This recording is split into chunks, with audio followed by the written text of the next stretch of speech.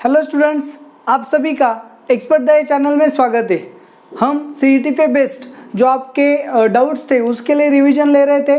तो आपका हमारा डिफरेंशिएशन, फिर एप्लीकेशन ऑफ डेरिवेटिव, उसके बाद इंटीग्रेशन रिवाइज करके हो चुका है। तो आज हम डिफिनाइट इंटीग्रेशन को रिवाइज करने जा रहे हैं। सो डिफिनाइट इंटीग्रेशन जो चैप्टर है वो बेसिकली आपको इंटीग्रेशन पे डिपेंड है। जितने अच्छे आपका इंटीग्रेशन होगा उतना इजीली आप डिफिनाइट इंटीग्रेशन को हैंडल कर सकते हो। सिर्फ यहाँ पे जो डिफिनाइट इंटीग्रेशन की प्रॉपर्टीज होती है उनको एडिशनली यहाँ पे आपको स्टडी करना है। तो ये जो प्रॉपर्टीज होती है इनके लिए ही डेफिनेटली क्या है, डिफिनाइट इंटीग्रेशन का आर्टिकल है। तो जो प्रॉब्लम्स आपको बाय प्रोसेस सॉल्व नहीं होते, ओके ना, जो प्रॉब्लम्स आपके किसी भी कैटेगरी में नहीं जाते उनको सॉल्व करने के लिए डिफिनाइट इंटीग्रेशन में हम क्या करते हैं, प्रॉपर्टीज यूज करते हैं।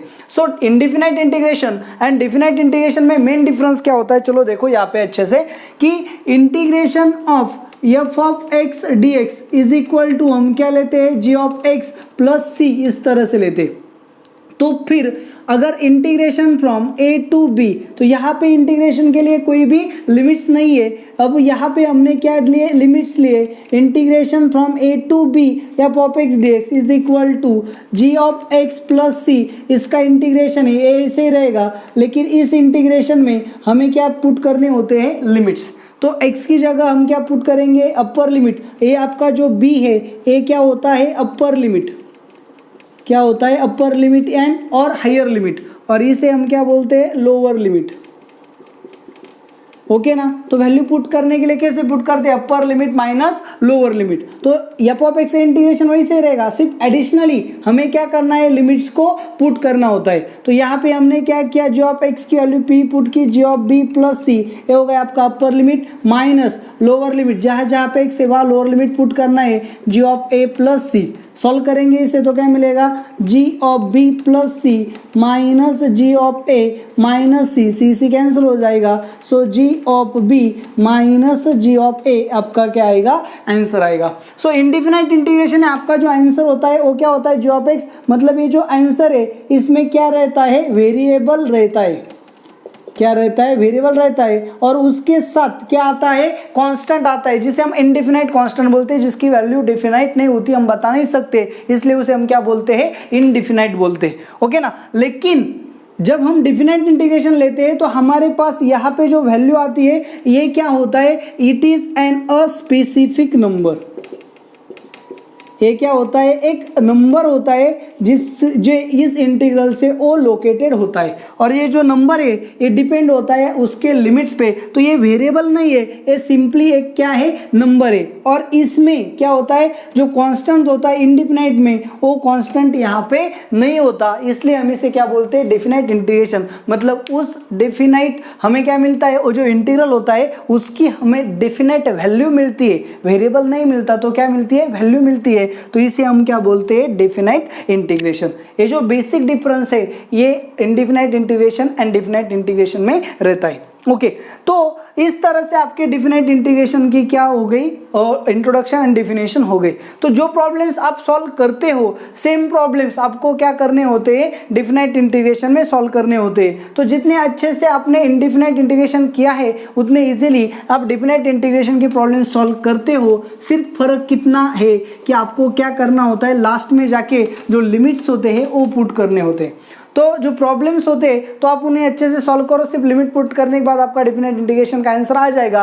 लेकिन इसमें जो क्रिटिकलनेस है वो क्रिटिकलनेस है बाय पार्ट्स के लिए। चलो देखो यहाँ पे integration of E raise to X into X D x, ये आपका इंटीग्रल है, इसे हम लेते हैं 0 से 1 तक, या फिर लो 1 से 2 तक। ओके ना। तो 1 आपका लोअर लिमिट है, 2 आपका क्या है, हायर लिमिट है या फिर अपर लिमिट है। तो इसे आप सॉल्व करने के लिए यहाँ पे आपको डिफिनाइट इंटीग्रेशन में प्रॉब्लम्स आते हैं बाय पार्ट्स के लिए। तो उन्हें कैसे सॉल्व करना है, इसके लिए सिर्फ मैं ये प्रॉब्लम लेके आपको बताता हूँ, आपका प्रॉब्लम क्या हो जाएगा, क्लियर हो जाएगा। तो यहाँ पे आप क्या करते हो, सबसे पहले लेट रूल का यूज करोगे। अकॉर्डिंग टू लेट रूल, ये आपका एक्सपोनेंशियल फंक्शन है, ये आपका अलजेब्राइक फंक्शन है। तो अलजेब्राइक पहले आएगा तो ये u होगा, ये v होगा। So integration of 1 to 2 x into e raise to x D x. तो बाय पार्ट्स आपको पता है, फर्स्ट आप ऐसे लिखते हो, इसका integration e raise to x का क्या integration, e raise to x. तो यहाँ पे आपको लिमिट्स पुट करने होते हैं, 1 to 2 माइनस इंटीग्रेशन 1 to 2, देखो लिमिट कैसे मूव कर रहा हूँ, आपका पहला जो स्टेप्स है उसे इवेलुएट कर लिया, लिमिट बाद में पुट किए 1 to 2 and minus integration from 1 to 2, इसका डेरिवेटिव क्या होता है 1, इसका इंटीग्रेशन क्या होता है e⁻x into dx।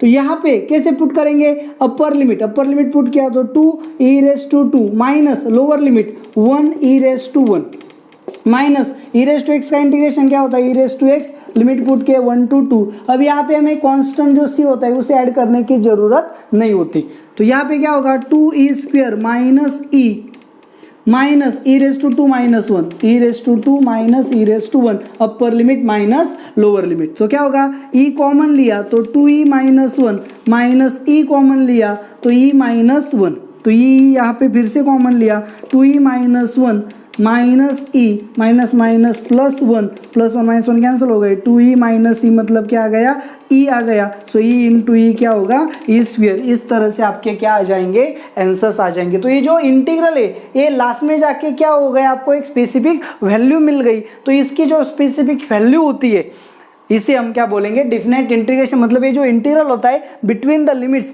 It is assigned with the specific value and that value is called as a definite integral value. तो इस तरह से प्रॉब्लम को सॉल्व करना होता है। तो डेफिनेट इंटीग्रेशन में मेजर प्रॉब्लम जो है या फिर आपको जो प्रॉब्लम्स आते हैं वो प्रॉब्लम सॉल्व करने के लिए नहीं आते, तो वो बेस्ड होते हैं प्रॉपर्टीज पे। बहुत से ऐसे इंटीग्रल्स है जिनकी वैल्यू हम क्या नहीं कर सकते, फाइंड नहीं कर सकते इनडिफिनाइट में, वो डिफिनाइट में लिमिट्स की वजह से क्या होते फाइंड हो जाते। तो आपको क्या करना है, वो जो रूल्स है वो जो प्रॉपर्टीज है उनको अच्छे से समझना होगा। सो डेफिनेट इंटीग्रेशन के जो प्रॉपर्टीज है अब हम उसको स्टडी करेंगे। सबसे पहले डेफिनेट इंटीग्रेशन की जो फर्स्ट प्रॉपर्टी है, प्रॉपर्टी फर्स्ट, वो क्या है, integration from a to a f of x dx is equal to 0। Integral अंदर चाहे कुछ भी हो लेकिन upper limit and lower limit दोनों लिमिट्स अगर सेम होंगे तो उस इंटीग्रल की वैल्यू क्या आती है 0 आती है। तो आपको ये चीज अच्छे से याद रखनी होगी कि इंटीग्रल चाहे जो भी हो अगर उसके अपर limit and lower limit same होते हैं तो फिर उसका इंटीग्रल की वैल्यू क्या आने वाली है 0 आने वाली है। सेकेंड प्रॉपर्टी आप देखो यहाँ पे, प्रॉपर्टी सेकेंड सिंपल प्रॉपर्टी है, integration of a to b f of x dx। आपको क्या करना है, यहाँ पे आपको लिमिट्स को चेंज करना है, इंटीग्रल के जो लिमिट्स है उनको चेंज करना है। अगर आप इंटीग्रल के लिमिट्स को चेंज करते हैं तो सिंपली यहाँ पे क्या आ जाता है, साइन आता है माइनस का b to a f of x dx। इंटीग्रल वही रहा, आपका अपर लिमिट जो था ओके ना, उसे आपने लोअर लिमिट बना दिया और लोअर लिमिट जो था उसे आपने अपर लिमिट बना लिया। मतलब अपर लोअर का जो एक्सचेंज है वो एक्सचेंज करने के बाद क्या होता है, सिर्फ इंटीग्रल का साइन चेंज होता है। ये प्रॉपर्टी आपको भी पता होनी चाहिए। उसके बाद प्रॉपर्टी नंबर 3 क्या है, integration from a to b f of x dx अगर है तो आप इसे ऐसा लिख सकते हो, integration from a to c f of x dx plus integration from c to b f of x dx। देखो a टू b आपका इंटीग्रेशन है तो आप a to c plus c to b लिख सकते हो। मतलब इन दोनों का क्या होना चाहिए, फर्स्ट इंटीग्रल का अपर लिमिट एंड सेकंड इंटीग्रल का लोअर लिमिट सेम होना चाहिए। और एक बात, आपका जो c है वो c बिलोंग्स टू क्या होना चाहिए, ए बी के बीच में होना चाहिए। आपका जो c है, c जो नंबर है वो इंटरवल ए बी के बीच में होना चाहिए। अगर आपका c ए बी के बीच में नहीं है तो फिर आप इसे यूज नहीं कर सकते। देखो अच्छे से यहाँ पे, अगर मैंने इंटीग्रेशन फ्रॉम 1 to 4 या फिर 1 to 5 इस तरह से लिया f of x dx तो ये जो वैल्यू होगी ये वैल्यू कितनी आएगी, integration from 1 to 3 f of x dx plus integration from 3 to 5 f of x dx। इस तरह से हम क्या कर सकते हैं, इस इंटीग्रल को इस तरह से स्प्लिट कर सकते हैं या फिर स्प्लिटिंग इंटीग्रल को इस तरह से कन्वर्ज कर सकते हैं। लेकिन होना क्या चाहिए, जो c हमने लिया, c यहाँ पे क्या है 3, देखो क्या है 3 क्या है, interval 3 is belongs to interval 1 to 5। आपका जो 3 है वो 1 and 5 के बीच में होना चाहिए, तभी आप ऐसा लिख सकते हो। अगर मैंने यहाँ पे 7 लिया और यहाँ पे 7 लिया तो ऐसा मैं नहीं लिख सकता। तो ये जो प्रॉपर्टी है ये आपको अच्छे से क्या करनी होगी, समझनी होगी। तो प्रॉपर्टी देखो, प्रॉपर्टी जो हमारी जो बेसिक 3 प्रॉपर्टीज है उसमें से फर्स्ट, अगर इंटीग्रल का lower limit and upper limit same हो तो इंटीग्रल चाहे जो भी हो उसकी वैल्यू जीरो आनी है। अगर इंटीग्रल के लिमिट्स आपको एक्सचेंज करने हैं यानी कि अपर को लोअर बनाना है एंड लोअर को अपर बनाना है तो उस इंटीग्रल की वैल्यू सिर्फ साइन से चेंज होती है, मतलब integration from A to b आपका क्या होगा, minus integral from b to a होगा। और अगर आपका इंटीग्रल ए टू बी है और आप उसे स्प्लिट करना चाहते हो तो आप उसे integral from A to c plus integral from c to b लिख सकते हो। जरूरी क्या है, सी जो पॉइंट है आपका, सी जो नंबर है आपका वो इंटरवल ए बी के बीच में होना चाहिए। तो ये जो बेसिक 3 प्रॉपर्टीज है ये आपको पता होनी चाहिए। ओके चलो अब प्रॉपर्टी नंबर 4,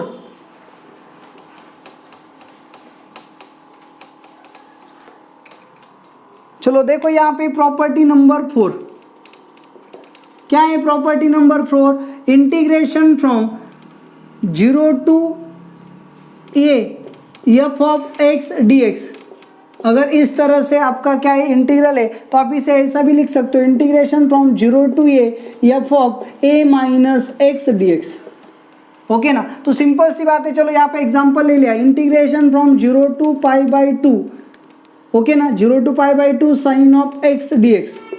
तो ये जो आपके इंटीग्रल की वैल्यू इसे आप ऐसे भी लिख सकते हो, 0 टू पाई बाई 2 करना क्या है, x की जगह a माइनस एक्स है, 0 to pi by 2 0 to a मतलब a की वैल्यू क्या है पाई बाई 2, तो यहाँ पे आप लिख सकते हो sine of pi by 2 minus x into d x. इन दोनों इंटीग्रल की वैल्यू क्या आने वाली है, सेम। इसका मतलब क्या है, integration from 0 to pi by 2 cos of x sine of pi by 2 minus x मतलब cos of x D x, मतलब ए जो वैल्यू है एंड ए जो वैल्यू है दोनों क्या आती है, सेम आती है। तो प्रॉपर्टी नंबर 4 को आप अच्छे से याद रख लो। Integration from 0 to a f of x D x अगर हो तो हम उसे integration from 0 to a f of A minus x D x लिख सकते हैं। इसका मतलब क्या है, फंक्शन में एक्स की जगह ए माइनस एक्स पुट कर सकते हैं। ये क्या है आपका अपर लिमिट है। सेम प्रॉपर्टी को अगर हम इवेल्युएट करें, जनरलाइज करें, प्रॉपर्टी नंबर 5 हमारे पास आती है। क्या है property number 5, integration from A to B F of x D x is equal to integration from A to B F of a plus b minus x D x. ये भी property हमारे पास बहुत ही जरूरी है हमें। चलो देखो कैसे, integration from A to b की जगह चलो ए टू बी लिखते हैं, a to B F of x upon f of a plus b minus x plus f of x, इस तरह से लिखा। तो फिर क्या होगा, चलो देखो ये इंटीग्रल हमें सॉल्व करना है तो हमने क्या किया, इसे क्या बोलेंगे, आई बोलेंगे। तो इसकी प्रॉपर्टी यूज की तो क्या मिलेगा, integration from A to B F of x की जगह क्या होगा, f of a plus b minus x upon f of a plus b minus x की जगह क्या आएगा, ए प्लस बी मतलब माइनस बी माइनस एक्स मतलब plus x plus f of a plus b minus x into d x होगा। तो ये हमारा फंक्शन है, इसमें हमने प्रॉपर्टी नंबर 5 का यूज़ किया तो ये कन्वर्ट हो गया, ये मिल गया। तो ये फिर आई है तो ये भी क्या होगा, आई होगा। दोनों की अगर हमने एडिशन ली तो हमें क्या मिलेगा, 2i। दोनों का बेस क्या रहेगा, ये कैंसिल हो गया, भी कैंसिल हो गया, तो दोनों का बेस जो है वो क्या है, सेम है। तो न्यूमरेटर की एडिशन होगी f of x plus f of a plus b minus x divided by f of x plus f of a plus b minus x into d x. ये दोनों क्या हो गए, कैंसल। सो यहाँ पे 1 रहेगा, 1 का इंटीग्रेशन क्या है, x, so this is equal to x upper limit to lower limit, so 2i is equal to upper limit minus lower limit मतलब b minus a, यहाँ डिवाइड हो गया, so i is equal to b minus a upon 2। तो इस तरह से आप क्या कर सकते हो, प्रॉपर्टी नंबर 5 का यूज कर सकते हो। फंक्शन आपको पता नहीं था, आपको जो इंटीग्रल दिया है उसमें प्रॉपर्टी नंबर 5 का यूज किया तो ये इंटीग्रल और इंटीग्रल की वैल्यू सेम होती है। तो हमने x की जगह क्या पुट किया, a plus b minus x put किया, तो यहाँ पे x की जगह क्या आ गया, a plus b minus x आ गया। यहाँ x की जगह a तो पहले से ही था, x की जगह a plus b minus x डाला, सॉल्व किया, और यहाँ पे भी x की जगह a plus b minus x डाला, सॉल्व किया। दोनों ये भी आई होगा, ये भी आई होगा, क्योंकि प्रॉपर्टी नंबर 5 हमें वही बताते हैं। तो दोनों की एडिशन की तो हमें 2i मिलेगा। यहाँ पे दोनों का बेस सेम था तो न्यूमरेटर की एडिशन होती, दोनों कैंसिल हो गए, तो हमें i की वैल्यू कितनी मिली, b माइनस ए बाई 2 मिली। तो इस टाइप के जो प्रॉब्लम्स होते हैं वो सॉल्व करने के लिए हमें प्रॉपर्टी नंबर 5 की जरूरी है। तो property number 4 and property number 5 जो है वो आपके लिए बहुत ही जरूरी है, आप इसे अच्छे से समझो। ओके, तो यहाँ पे आपके 5 प्रॉपर्टीज क्लियर हो गए। तो अब प्रॉपर्टी नंबर 6 की तरफ चलते हैं। चलो क्या है प्रॉपर्टी नंबर 6, तो डिफिनेट इंटीग्रेशन में आपको जो भी प्रॉब्लम्स आने वाले हैं एग्जाम में वो डेफिनेटली किस पे आएंगे, प्रॉपर्टीज पे आएंगे। तो आपको प्रॉपर्टीज को अच्छे से समझना होगा, उसके एप्लीकेशन की अच्छे से प्रैक्टिस करनी होगी। प्रॉपर्टी जितने अच्छे से आप समझोगे एंड प्रैक्टिस करोगे तो प्रॉब्लम को आप देखते ही सॉल्व कर पाओगे। तो प्रॉपर्टी नंबर 6 जो है, क्या है property number 6? Integration from 0 to 2a f of x dx। तो इसे हम कैसे लिखते हैं? Integration from 0 to a f of x plus integration from 0 to a f of 2a minus x dx। तो ये जो प्रॉपर्टी है ये आइडेंटिफाई करने में क्या होता है, तकलीफ होती है, या फिर इसे समझने में क्या हो सकती है, गलतियां होती है। तो आपको इसे अच्छे से समझना होगा। ये प्रॉपर्टी हमें कब यूज करनी है? लिमिट्स को देखो, लिमिट था इंटीग्रल का 0 to 2a, ओके ना, और जो कन्वर्ट हो रहा है वो लिमिट क्या है? 0 to a है, ओके ना। तो आपको जब भी इंटीग्रल का लिमिट को क्या करना होता है? हाफ करना होता है। देखो इंटीग्रल के लिमिट को आपको जब हाफ करना होता है, मतलब 2a को a करना होता है, तब आप प्रॉपर्टी नंबर 6 का यूज कर सकते हो। सो 0 to 2a को कन्वर्ट कैसे करेंगे? 0 to a f of x, function वैसे रहेगा, और 0 to a लिमिट क्या होगा? देखो 2a लिमिट था, हाफ होके क्या हो गया? a हो गया, तो f of 2a minus x dx। तो ये प्रॉपर्टी का आपको यूज करना होगा। देखो इसका यूज कब करते? जब भी हमें कन्वर्जन के लिए क्या करना होता है? लिमिट को हाफ करना होता है, या फिर कंपेयर करने के लिए लिमिट को चेंज करना होता है, तब हम प्रॉपर्टी नंबर 6 का यूज करते हैं। एक्सरसाइज में या फिर आपके डाउट्स में अगर प्रॉपर्टी नंबर 6 पे कोई क्वेश्चन आया तो वहां पे मैं आपको एक्सप्लेन कर दूंगा। तो प्रॉपर्टी नंबर 7 जो है, प्रॉपर्टी नंबर 7 से हमें बहुत से शॉर्टकट्स मिलते हैं, तो इसे आपको अच्छे से समझना होगा। Integration from -a to a f of x dx is equal to 0 when f of x is odd function and it is equal to 2 integration from 0 to a f of x dx when f of x is even function। ये property number बहुत ही अच्छी property है। देखो इसे समझना भी अच्छा है, आइडेंटिफाई करना भी एकदम क्लियर है। -a to a जो भी इंटीग्रल आपका होगा, देखो -a to a का जो भी आपका इंटीग्रल होगा उसको सॉल्व करने के लिए आपको क्या करना है? डेफिनेटली प्रॉपर्टी नंबर 7 का यूज करना है। तो आप सीधा क्या करोगे? इस फंक्शन की चेकिंग करोगे। f of x अगर आपका ऑड फंक्शन है तो इस इंटीग्रल को सॉल्व करने की जरूरत नहीं, क्योंकि आपका आंसर क्या होगा? 0 होगा। और अगर f of x आपका इवन फंक्शन है तब आपको क्या करना पड़ेगा? उस इंटीग्रल को सॉल्व करना पड़ेगा। लेकिन लिमिट -a to a नहीं, 0 to a लेके सॉल्व करो, उसको 2 से मल्टीप्लाई करो, आपका आंसर आ जाएगा। तो f of x आपका ऑड है या फिर इवन है, इसे हम कैसे चेक करेंगे? सिंपल सी बात है। चलो देखो, इंटीग्रेशन ऑफ, यहाँ पे मैंने दिया x³ into sine square of x dx, integration from -π/2 to π/2। सबसे पहले ऑब्जर्व करेंगे, ऑब्जर्व क्या करेंगे? यहाँ पे माइनस है और यहाँ पे प्लस है, सेम लिमिट है लेकिन प्लस माइनस का डिफरेंस है, तो इसे सॉल्व करना ही नहीं है, सीधा क्या जाना है? प्रॉपर्टी नंबर 7 पे जाना है। तो प्रॉपर्टी नंबर 7 कब यूज करनी है, इसके आइडेंटिफिकेशन मैंने आपको बता दिए। तो हम क्या करेंगे? ये आपका क्या हो गया? फंक्शन हो गया। सो f of x आपका क्या है? x³ into sine square of x, okay ना, ये आपका फंक्शन है। आपको चेक करना है ये फंक्शन आपका ऑड है या फिर इवन है। अगर आपका फंक्शन ऑड होगा तो इस इंटीग्रल की वैल्यू आपकी डायरेक्टली 0 आएगी, अगर ये इवन है तो फिर आपको सॉल्व करना पड़ेगा। तो मोस्ट ऑफ द टाइम जब होता है ना प्रॉब्लम्स में, ये तो आपका प्रॉब्लम जो होता है ये ऑड होता है तो 0 आ जाता है। अगर ऑप्शन में 0 नहीं है तो आपको ऑड चेक करने की जरूरत है ही नहीं, वो इवन होगा, आप सॉल्व कर सकते हो। चलो देख लो यहाँ पे फंक्शन ऑड और इवन कैसे चेक करते? सीधा x की जगह क्या रिप्लेस करते हैं? -x। तो यहाँ पे x की जगह -x रिप्लेस किया तो मुझे क्या मिलेगा? f of -x। यहाँ पे भी x की जगह -x पुट किया, cube into sine square of -x। तो -x का क्यूब क्या आएगा? -x³। साइन स्क्वायर क्या आएगा? साइन ऑफ -x मतलब साइन ऑफ x ब्रैकेट का स्क्वायर, स्क्वायर से क्या बन जाएगा? पॉजिटिव। तो आपको क्या मिलेगा? Sign square of x। तो x³ sign square of x क्या था आपका? f of x। सो ये माइनस ऐसे ही रहेगा, f of x आ गया। सो f of -x क्या आ गया आपका? -f of x आ गया। अगर f of -x आपका -f of x आता है तो ये फंक्शन क्या होगा? ऑड होगा। ऑड होगा तो इसका इंटीग्रल क्या आएगा? सीधे 0।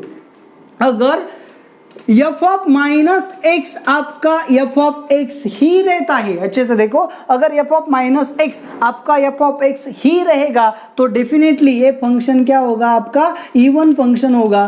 तो फिर चलो, अगर मैंने यहाँ पे एफ ऑफ एक्स, यहाँ क्यूब की जगह मैंने क्या लिया, स्क्वायर, तो एफ ऑफ माइनस एक्स क्या होगा, माइनस एक्स का square into sine square of minus x. Square positive आएगा मतलब एक्स स्क्वायर, इसका स्क्वायर भी पॉजिटिव आएगा मतलब साइन स्क्वायर ऑफ एक्स। तो ये क्या आ गया, पॉजिटिव, मतलब एफ ऑफ माइनस एक्स आपका क्या आ गया, एफ ऑफ एक्स आ गया। तो डेफिनेटली ये जो फंक्शन है आपका, अब ये जो फंक्शन है आपका क्या है, इवन फंक्शन है। तो आप इसे कैसे सॉल्व करोगे, इसकी वैल्यू आएगी 2 into integration of 0 to pi by 2 x square into sine square of x dx।